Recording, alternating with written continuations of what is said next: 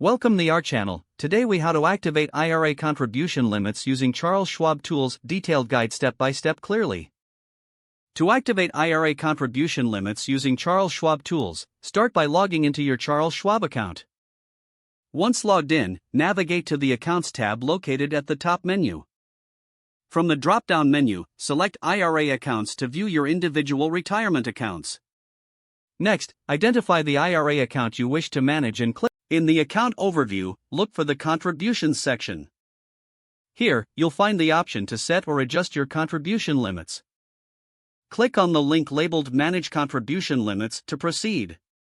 You will now see a summary of the current contribution limits for your IRA. Review the annual limit based on your age and the type of IRA you hold. If needed, input your desired contribution amount for the current year.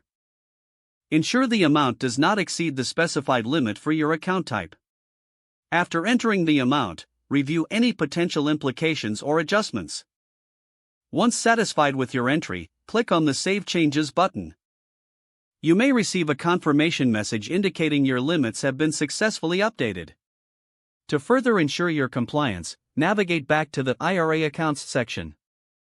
Check your contributions and limits to verify everything is accurate.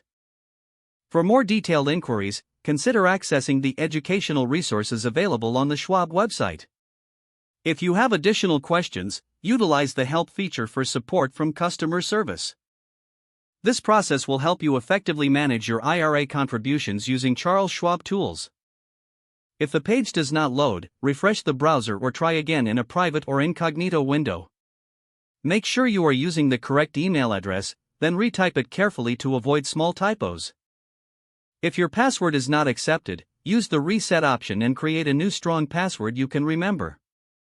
Check your spam folder for verification or security emails, then complete any requested confirmation steps. Enable two-factor authentication if available to improve account security and reduce unauthorized access risk. After signing in, review your profile details so your contact information and settings are accurate and current.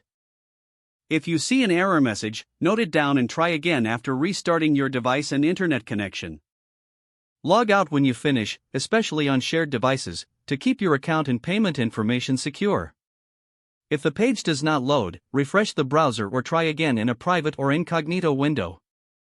Don't forget to like this video and subscribe to our channel for more step-by-step tech guides.